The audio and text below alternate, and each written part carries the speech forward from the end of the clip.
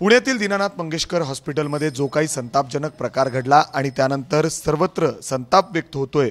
मात्र आई ईश्वरी उर्फ तनिषा हिचं निधन झालेलं आहे आणि आता दीनानाथ मंगेशकर हॉस्पिटलकडून काही मुद्दे मांडण्यात आलेले आहेत। एक अहवाल या ठिकाणी सादर करण्यात आलेला आहे, जो अहवाल दीनानाथ मंगेशकरच्या हॉस्पिटलमधील काही डॉक्टरांनी मिळून तयार केलेला आहे। यावर या कुटुंबियांचं, भिसे कुटुंबियांचं काय नेमकं म्हणणं आहे ते सध्या माझ्या सोबत आहेत। तुम्ही हा दीनानाथ मंगेशकर हॉस्पिटलमधला अहवाल जो त्यांनी तयार केला तो वाचला, बघितला? वाचला। काय म्हणणं आहे या अहवालाबद्दल तुमचं? सगळं खोटं आहे। दिशाभूल करण्याचा प्रयत्न चालला आहे। आमची लढाई ना त्या दिवसासाठीची होती, ना की आधीचं जे घाई झाले ना त्याच्यासाठी नव्हती, त्या दिवसासाठी होती। आमचा प्रॉब्लेम काय होता, त्या दिवशी 2-3 तासामध्ये आम्हाला ट्रीटमेंट नाही भेटली। पेशंट समोर तुम्ही 20 लाख रुपये सांगितले, 10 लाख रुपये डिपॉझिट करायला सांगितले, ते त्या दिवसाचं चाललंय ना आमचं। ते तुम्ही ना वेगळीकडेच प्रकरण नेताय, ते दिशाभूल करताय तुम्ही माणसांची की आधीचं असं होतं तसं होतं, तसं काहीच नव्हतं। आमचं त्या दिवसासाठीच आमची लढाई चालली आहे ना। तुम्ही 10 लाख रुपये डिपॉझिट करायला सांगितलेच होते, बोलला तुम्ही आमच्याकडे कधी आला नव्हता। आमच्याकडे त्याचा प्रूफ आहे की आम्ही आधी गेलेलो आणि ते बोलतात 7 दिवसांनी फॉलोअपला यायला सांगितलं। इथे डेट पण दिलेली आहे फॉलोअपची, 2 एप्रिलला बोलवलं होतं आणि एवढं पण सांगितलं होतं की जर ब्लिडिंग वगैरे काही झालं किंवा काही त्रास वगैरे वाटला तर तुम्ही डायरेक्ट ॲडमिट होऊ शकता आणि हे रिसिट दाखवून तुमच्यावरती उपचार चालू होतील।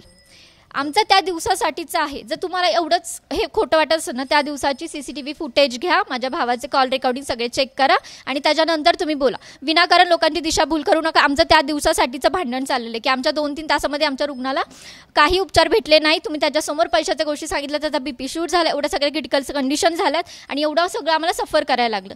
सूर्या हॉस्पिटलमुळे आम्हाला आमचे 2 बाळं भेटली, सगळ्या गोष्टी आमच्या नीट झाल्या, पण ह्याच्यामध्ये दीनानाथमुळे आमचा एवढा वेळ वाया गेला, तो वाचला असता आमचा कुठंतरी वेळ। यामध्ये ते असं देखील म्हणतात सदर रुग्णासाठी ट्विन्स प्रेग्नन्सी धोकादायक होती। या संदर्भात त्यांनी तुम्हाला माहिती दिली होती, ते क्रिटिकल आहेत हे देखील त्यांनी सांगितलेलं होतं। म्हणजे ही प्रेग्नन्सी लेखी सांगितलेलं का कुठे काय? लेखी सांगितलं होतं का कुठे काय? त्यांनी आम्हाला असं काही सांगितलेलं नव्हतं। त्यांनी ट्विन्स आहेत हे आम्हाला माहिती होतं, पण ती इतकी प्रेग्नन्सी तिच्यासाठी क्रिटिकल आहे हे याचं काहीच आम्हाला कल्पना नव्हती। आणि आता फक्त रुग्णालय आमची दिशाभूल करते आणि नागरिकांची आणि जनतेची दिशाभूल करते।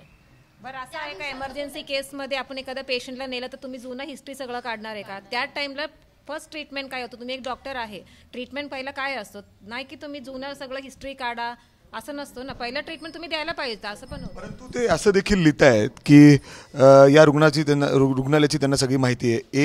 ANC जे चेकअप आहेत त्यासाठी ते 6 महिने म्हणजे अर्थात येणं अपेक्षित आहे, 6 महिने ते आलेच नाहीत। पण आम्ही दुसऱ्या हॉस्पिटलमध्ये ती ट्रीटमेंट चालू करत होतो। अर्थात कुठला पण सामान्य माणूस 7व्या महिन्यामध्ये आपलं नाव नोंदवतो, त्याच्यासाठी आम्ही गेलेलो आणि त्याच्या आधी पण माझा भाऊ आणि वहिनी भेटून आलेले, ते डॉक्टर घायसास आहेत ना, त्यांना भेटून आलेले। त्यांनी हे सांगितलेलं आम्हाला आणि ते म्हणतात आहेत ना 7 दिवसांनी यायला सांगितलं होतं। इथे काय दिलंय 2-4 म्हणजे 2 एप्रिलला त्यांनी भेटायला सांगितलेलं आणि जर मध्ये काही त्रास झाला तर तुम्ही येऊन डायरेक्ट ॲडमिट व्हा, हे प्रिस्क्रिप्शन दाखवा। जर एवढ्या सगळ्या कॉम्प्लिकेशन होतं तर तेव्हाच त्यांनी सांगायचं आम्ही घेऊ शकत नाही किंवा काही करू शकत नाही। विनाकारण तुम्ही काय दिशाभूल करता ना माणसाची? त्या दिवसापुरतं बोला ना। त्या कंडिशनला तिची तब्येत पण छान होती, त्रास होत नव्हता, सगळं व्यवस्थित सुरू होतं। त्रास चालू झाला म्हणूनच दवाखान्यात गेलो आणि हॉस्पिटलवाल्यांनी सरळ हातवर केलेत। ह्या सगळ्या गोष्टीला फक्त हॉस्पिटल जबाबदार आहे, दीनानाथ मंगेशकर रुग्णालय हेच फक्त जबाबदार आहे ह्या गोष्टींना। त्याच्यामध्ये आणखीन तुम्ही जे अहवाल वाचलाय त्याच्यामध्ये खूप काही मुद्दे मांडलेले आहेत की त्या दिवशी तुम्ही त्या रूममध्ये, लेबर रूममध्ये, म्हणजे अर्थात तिथं नव्हतात, असिस्टंट CCTV फुटेज दाखवा नव्हतो। ऐका ना, आम्ही ना त्या हॉस्पिटलला गेलेलो, सकाळी 9 वाजता पोहोचलेलो। इथे किती 10:30चा टाइम आहे ना, 350 रुपये आम्ही भरलेले। इथे 1.5 तास तिथंच गेला असेल ना 300 रुपये भरसपर्यंत। नाही आहे ना CCTV फुटेज दाखवा, त्याच्यामध्ये आम्ही कुठंच नाही ते दाखवा। बिलिंग डिपार्टमेंटची पण CCTV फुटेज दाखवा आणि पेशंटला खाली आम्ही व्हीलचेअरने घेऊन जातोय ती पण CCTV फुटेज दाखवा। तुम्ही म्हणता ना आम्ही आलो नाही, ठीक आहे, तुम्ही CCTV फुटेज दाखवा, त्याच्यामध्ये दाखवा आम्ही कुठे नाहीये। आणि ते म्हणतात आलो नाही तर मग ही रिसीट कोणी दिली? घायसास डॉक्टरांनीच दिलेली रिसीट आहे ही, मग ते नाकारू कसं शकतात? म्हणजे हॉस्पिटल दिशाभूलच करतंय ना। आमच्या दिवसाचं बोलायचं, त्या दिवसाचं बोला, त्याच्या आधीचं नाही काढायचं। आणि आम्ही पण त्या दिवसासाठीच लढत आहोत। 2-3 तास आमचे वाया घालवले ना, त्याच तिथं जर काही कॉम्प्लिकेशन झाले असते, तिथं NICU तिथंच होता, जर कार्डियकचं डिपार्टमेंट, सगळं मल्टी स्पेशालिस्ट हॉस्पिटल आहे ना। त्याच्यामध्ये आणखीन आहे की डॉक्टर धनंजय केळकरांशी तुम्ही म्हणजे बोलायचा प्रयत्न केला, फोन केले? हो केले ना, त्यांना सांगितलं पण होतं भाऊनी की आम्ही पैशाचे अरेंजमेंट करतोय, मी माझी गावची जमीन वगैरे विकतो. पण त्यांनी सांगितलं तुमच्याकडे जेवढे पैसे आहेत ते भरा. मग 3 लाख रुपये घेऊन का ना आम्हाला ऍडमिट केलं? ऍडमिशन दिलं. खोटं बोलतायत सर ते. बरं ठीक आहे, 3 लाख रुपये घेऊन का ना. मीनाक्षी मॅडमचं स्टेटमेंट काय होतं, कोणी असे त्यांना वरनं प्रेशराईज होता, डिपॉझिट घेतल्याशिवाय काही करायचं नाही. बरं ठीक आहे, ते बोलले ना तुमच्याकडे जेवढे पैसे घेऊन, मग त्या दिवशी 3 लाख रुपये होते, तुम्ही का नाही घेतलं पेशंटला, तुम्ही का नाही उपचार चालू केले? आम्ही डिपॉझिट भरत होतो, ठीक आहे, आम्ही सगळे पैसे भरत होतो, तोपर्यंत तुमचं काय काम आहे? पेशंट जर इमर्जन्सी आला, त्याला पोटात दुखतंय, ब्लिडिंग होतंय, प्रायमरी ट्रीटमेंट काय असते? इंट्राकॅथ लावायचा, त्याचं सगळं इन्व्हेस्टिगेशन करायचं, ते असं की नाही. बिलिंगचं जर तुम्ही एवढं म्हणता आम्ही पेशंटसाठी एवढं करत होतो, एवढं करत होतं, मग ती ट्रीटमेंट का ना चालू केली त्या टायमिंगला? 3 लाखामध्ये तेवढं पण होऊ शकतं. तुम्ही त्यावेळी धनंजय केळकरांशी संपर्क साधला, म्हणजे त्यांनी तुमच्याशी संपर्क साधायचा प्रयत्न केला, तोपर्यंत तुम्ही तिथून पेशंटला घेऊन निघून गेलेले होते. 3 तास कुठे होते? 3 तास आमचं पेशंट खाली तळमळत होतं ट्रीटमेंटसाठी. त्यावेळेस कुठे गेलं होतं? त्यावेळेस का नाही आले लोक? त्या जर 3 तासामध्ये म्हणजे आमच्या पेशंटला जर ट्रीटमेंट मिळाली असती तर आमचा पेशंट वाचलाच असता ना. आणि हॉस्पिटलनी तुम्हाला आता फोन येणार आहे, वेट करायचा असं अपेक्षा होता का? दुसरे सर एखादे असतील ना, त्यांनी ट्रीटमेंट तोपर्यंत ट्रीट करायला पाहिजे. 3 तासात फोन कॉल नाही आला म्हणजे आम्ही थांबायचं होतं का? अजून केळकर सर म्हणजे आमचं अजून धोक्यात घालायचं होतं. त्यांचा असं देखील यामध्ये एक आरोप आहे, ऍडव्हान्स मागितल्याबद्दल ते रागावून म्हणजे अशा पद्धतीने आरोप करतायत. तुम्ही वाचलंच असेल हा. राग येणार. एक मिनिट सर, एक मिनिट. कुणीही माणूस असला तरी रोज 10 लाख रुपये खिशात घेऊन फिरत नाही, बरोबर आहे ना ही गोष्ट? तर आणि त्या कंडिशनला जर तिला त्रास होत होता तर लगेच पैसे घेऊन जाणं पॉसिबल नव्हतं. आम्ही काय सांगितलं होतं, तुम्ही ट्रीटमेंट चालू करा, आम्ही पैसे मागवतो. मग एवढी माणूस की रुग्णालयात असू नये का सर? तुम्ही तर तिथं होता, म्हणजे काय नेमकं झालं ते तर इथं म्हणतात ऍडव्हान्स मागितल्यानंतर नंतर त्यांना राग आला आणि त्याच्यानंतर अशा पद्धतीने आरोप. ठीक आहे, असं काही झालं नाही. तिथे ॲडव्हान्स मागितला म्हणजे 10 लाख रुपये त्यांनी मागितले होता तिथे. मी स्वतः तिथं होतो. मी स्वतः असल्यावर तिथं रिसीट त्यांना मी स्वतः ना तिथं रिसीट त्यांच्याकडे घेतली. ते म्हणले 10 लाख रुपये भरायला लागतील. मग आम्ही त्यांना सांगितलं की 3 लाख रुपये आहेत, आम्ही बिलिंग काउंटरला आता उभे राहतोय, तुम्ही ॲटलिस्ट ट्रीटमेंट चालू करा. त्यांनी काहीही ट्रीटमेंट चालू केली नाही. त्यांनी फक्त तिथे कित्येक तास आम्हाला तिथे बसून ठेवलं. तुम्ही CCTVमध्ये तुम्हाला सगळ्या गोष्टी क्लिअर होतीलच. पण तुम्हाला अजून काही डाऊट होते की प्रिव्हियस तुम्ही हॉस्पिटलला होता, काय होता, तिथं आम्ही ट्रीटमेंट घेत होतो. पण त्या पूर्वीच्या हॉस्पिटलमध्ये NICOची सुविधा नव्हती, म्हणून आम्ही मोठ्यासारख्या दिनानासारख्या हॉस्पिटलमध्ये आम्ही गेलो. पण तिथे गेले असता तिथे अगोदर पण 1 महिन्यापूर्वी आम्ही पण जाऊन आलो होतो, त्या डॉक्टरांशी चर्चा करून आलो होतो. त्या डॉक्टरांचे आमचे रिपोर्ट आहेत, त्यांनी आम्हाला सांगितलं तर 2 एप्रिलला तुम्ही या, तुम्ही तिथं ट्रीटमेंट घेऊ आपण. तेच नाही, ह्याच्या अगोदर देखील त्यांनी सांगितलं. ते म्हणतात की वेळोवेळी ते आले नाहीत आणि हे क्रिटिकल आहे हे त्यांनी तुम्हाला कल्पना दिली होती. चालू केली जर आम्ही आलो नव्हतो, ठीक आहे, कुठला पण पेशंट गेला तर आपल्याला माहिती आहे हा पेशंट क्रिटिकल आहे, आपल्याला पटकन इमिजिएट त्याची ट्रीटमेंट चालू करायला पाहिजे. तुम्हाला जर माहिती होतं तो पेशंट क्रिटिकल आहे, तुम्ही ट्रीटमेंट का चालू केली? तुम्ही 3 तास व्हायची का वाट बघितली? तुम्ही हे दाखवत होते, काय तुम्हाला सांगायचं म्हणजे अर्थात पैसे 10 लाख रुपये भरा आणि पेशंट मग ऍडमिट करून घेतो. 10 लाख रुपये द्या आणि मग पेशंटचे आम्ही सगळे डॉक्युमेंट बनवतो. त्याशिवाय आम्हाला परमिशन नाही. आम्हाला घ्यायचा सरांनी सांगितलंय. तिथले सगळे जे ज्युनियर डॉक्टर होते त्यांनी पण आम्हाला हे सगळं सांगितलं. बिलिंग स्टाफनी पण आम्हाला तसं सांगितलं. परंतु तसं असं लिहिलं नाहीये. त्यांचं म्हणणं आहे की केळकर सरांनी सांगितलं होतं की जेवढे पैसे आहेत ते भरा, सुरू करू ट्रीटमेंट आणि बघू पुढे. काय म्हणते गायनेकोलॉजिस्ट कोण आहे? 10 लाखाचं गायनेकोलॉजिस्ट कोण आहे? डॉक्टर घाईसास. पेशंट कुणाचा आहे? डॉक्टर घाईसास. ते तिथं होते. त्यांचं काम होतं की नाही पटकन हा पेशंट क्रिटिकल आहे त्याची ट्रीटमेंट चालू करा. का धनंजय सरांची तुम्ही फोन येण्याची वाट बघत होता? नाहीच ना. तिथं ते सगळे प्रेझेंट होते की नाही? पहिलं काम काय, इमर्जन्सी पेशंट आला तर आपण त्याचं करायचं ना. आणि तुम्ही म्हणता पेशंट आला होता असिस्टमेंट रूमला, मग इथं 300 रुपये भरले हे कुठले? आम्ही 9 वाजता आलेलो, इथं 10:30 वाजता आम्ही ते 300 रुपये पेड केलेले होते. आणि तुम्हाला एवढं वाटतं ना, तुम्ही सगळे CCTV फुटेज बघा आणि भाऊची कॉल रेकॉर्डिंग बघा. आणि ती CCTV फुटेज आता आलीच पाहिजे. पोलीस घेतील ते. त्याच्यामध्ये असं सुद्धा म्हणलंय 2020 पासून आम्ही ट्रीट करतोय ते पेशंटला. 2022 साली त्यांची एक सर्जरी देखील झाली. त्याच्यामध्ये 50% अर्थात त्यांना धर्मदाय म्हणजे अर्थात चॅरिटेबल ट्रस्ट. विषय काय आहे, त्या दिवशीच आपलं चाललंय. तुम्ही एवढं सगळं काढून तुम्ही दिशाभूल का करताय ना माणसांची? आम्हाला पूर्वी हे सगळं अहवालामध्ये ते सांगतायत की कधीपासून ट्रीटमेंट सांगतो ना. आम्हाला फक्त त्या एका दिवसाची घेणं आहे. सगळं रिझन मुळे त्यांनी 3 तास वाया घालवलं. बरोबर आहे, हे रिझन बरोबर आहे. त्यांनी हात वर केले. पेशंट इमर्जन्सी करायचं नव्हतं ना, तर तुम्ही सांगायचं होतं की क्रिटिकल कंडिशन तुम्ही दुसरीकडे घेऊन जा. म्हणजे दादा तुम्ही तिथं होता सगळे, हे बरेच आरोप तुम्ही सगळे वाचलेत ना? हो. हो त्याच्यामध्ये ना त्यांनी इथं असं आक्षेप आहे तुमचा? हां त्याच्यामध्ये लिहून पण दिले त्यांनी. 28 मार्चला तुम्ही सकाळी 11:30 सदर तिथं तुम्ही तिथं त्या लेबर रूममध्ये आले नव्हते, स्पष्ट त्यांनी तिथे लिहिले. तुम्ही होता तिथं? मी स्वतः तिथं होतं, रिसीट पण आहे, पैसे मी पे केलेले तिथं.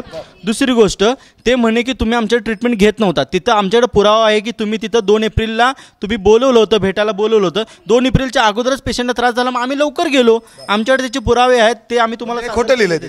हे सगळं खोटं आहे. त्यांनी खरं तर यांनी दिशाभूल करतात आहेत, ते आधीचं सगळं काढून दिशाभूल करतात आहेत. मेन पॉईंट आमचा त्या दिवशीचा होता, 28 तारखेचा होता. आम्हाला त्या दिवसाबद्दल बोलायचं आणि तुम्ही पण त्या दिवसाबद्दल बोला. सगळे CCTV फुटेज काढा, विनाकारण लोकांची दिशाभूल करू नका आणि आमची पण दिशाभूल करू नका त्या बाबतीमध्ये.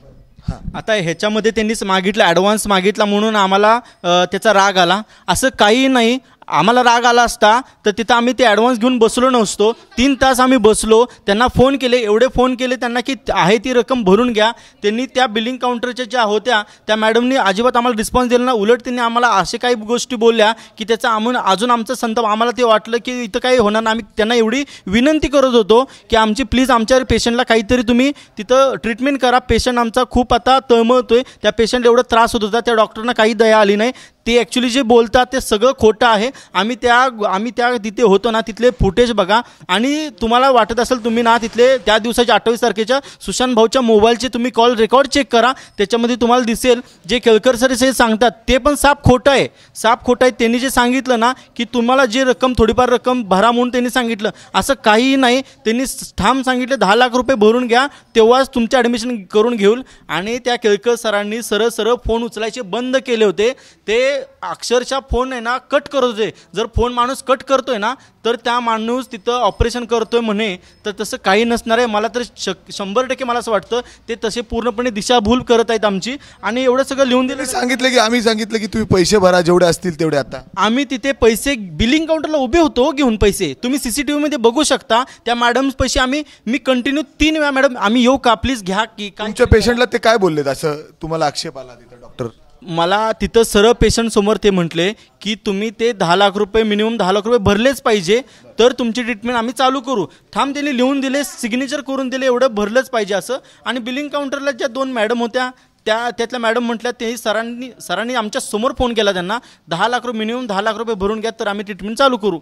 सरळ ते साफ खोटं त्यांचा फोन येऊन, सगळ्या वरिष्ठांचा फोन येऊन जेव्हा भावडी फोन केला, तुम्ही कोण आहे, तुम्ही एवढे कोण आहे, मला प्रेशराईज करताय तुम्ही.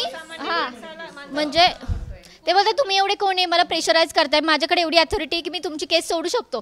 त्या सरांना माहिती आहे, त्या डॉक्टरांना माहिती आहे की बाबा पेशंट एवढा क्रिटिकल आहे, एवढं सगळं सिच्युएशन आहे, तिथं पोटात दुखतंय, मग तुम्ही कसं बोलता ना तिथे केस सोडायचं, असं कसं बोलू शकता ना. म्हणजे या अहवालावर जे मुद्दे त्यांनी या अहवालात मांडले दीनानाथ मंगेशकर हॉस्पिटलमध्ये, काय म्हणणं आहे? सगळे चुकीचे आहे, सगळे खोटे आहेत. ह्याच्यातलं आम्हाला काहीच मान्य नाही. त्यापेक्षा तुम्ही तिथे बोर्ड लावले ना बेड नाहीये म्हणून, ते बेडचं तिथे खोटे मुद्दे सगळे चुकीचेच आहे. तिथे एक रोल म्हणून लिहून ठेवा की जर तुमच्याकडे 10 लाख असेल. प्रिव्हियस जे म्हणतात प्रिव्हियस पेशंटला असं होतं तसं होतं. ॲक्च्युली पेशंट पूर्ण क्लिअर होता. ते आम्ही सुरुवातीला ज्या डॉक्टरांकडे ट्रीटमेंट घेत होते डॉक्टर सगळं क्लिअर होतं. ते क्लिअर डॉक्टरांची सगळी फाईल त्यांनी चेक केली, मगच त्यांनी 2 एप्रिलला त्यांनी अपॉइंटमेंट या म्हणून सांगितलं ना त्यांनी आम्हाला. त्यांच्याकडे आमची सगळी फाईल होती ऑलरेडी. म्हणजे तुमचे बरेच आक्षेप या अहवालावर आहेत. जो दीनानाथ मंगेशकरनी या ठिकाणी 4 डॉक्टरांनी मिळून जो एक पूर्ण अहवाल या पेशंटच्या संदर्भात या ठिकाणी तयार केलेला आहे, त्याच्यामध्ये बरेच आक्षेप या कुटुंबियाला ज्यांनी ते घेतलेले आहेत आणि हा साफ खोटा आहे असं देखील त्यांनी या ठिकाणी म्हटलेलं आहे. मात्र अजूनही आरोग्य विभागाने स्वतः एक टीम गठीत केलेली आहे, ती देखील पूर्ण जाऊन अशा पद्धतीने तपास करून एक अहवाल तयार करणार आहे आणि तो राज्य सरकारला सादर होईल आणि त्याच्यानंतर पुढील कारवाई केली जाईल. मात्र आत्ता जो दीनानाथ मंगेशकर हॉस्पिटलकडून हा अहवाल तयार करण्यात आलेला आहे, या भिषेक कुटुंबियाकडून याच्यावर आक्षेप घेतला जातोय. अर्थात हे साफ खोटं आहे अशा पद्धतीने या ठिकाणी म्हटलं जातं आहे. 28 तारखेला ज्या पद्धतीने पैसे न भरल्यामुळं त्या आईला त्या ठिकाणी उपचार मिळाले नाही वेळेवर आणि त्यामुळं तिचं दुर्दैवी मृत्यू त्या ठिकाणी झालेला आहे. खरं तर या संपूर्ण कुटुंबावर दुःखाचं डोंगर कोसळलं आहे आणि त्यामुळंच ते जे बोलत आहेत अगदी कदाचित ते वरून जर मुख्यमंत्र्यांच्या ऑफिसमधनं जर फोन येत असतील तर त्यांनी नक्कीच याची पूर्णपणे 10 लाखासाठी त्यांनी पेशंटला असं तळमळ ठेवायला नको पाहिजे होतं. त्यांनी ॲक्च्युली तिथं ना फास्ट प्रोसेस करून ना पेशंटला तिथं त्यांना वाचवायला पाहिजे होतं. त्यांच्या हातात होतं पेशंट. त्यांनी त्यावेळेस जर ट्रीटमेंट खरंच केली असती तर आज हा पेशंट आमच्यासोबत असता. त्या पेशंटला एवढ्या वरिष्ठांनी फोन केले. भरायला तयार होतो, आम्ही पैसे भरायला तयार होतो. बरं ठीक आहे, 3 तास तुम्ही काय केलं? 3 तास तुम्ही तिचं ब्लिडिंग थांबवलं, 3 तास तिच्या पोटात दुखायला थांबवलं. आम्ही आमच्याकडचंच टॅबलेट दिला ना तिला. तुम्ही काय केलं सांगा 3 तासामध्ये? बरं ठीक आहे, आम्ही जर पैसे भरले नाही, तुम्ही म्हणता आम्ही पैसे भरले नाही, तुमचं काम आहे ना पेशंट आले ॲडमिट करायचं, पेशंटचे सगळे टेस्ट करायचं आणि पेशंटला इंट्राकॅथ वगैरे लावून. काय केलं तुम्ही? मग आम्हाला त्या दिवसाचं सांगायचं सगळं, आम्हाला आधीचं सांगून दिशाभूल नाही करायची लोकांची. त्या दिवसाचं हवंय आम्हाला, सगळं CCTV फुटेज हवं आणि कॉल रेकॉर्डिंग हवंय. अगदी हॉस्पिटलच्या या सगळ्या अहवाल दिशाभूल करणार आहे असा आरोप त्यांच्यावर आहे.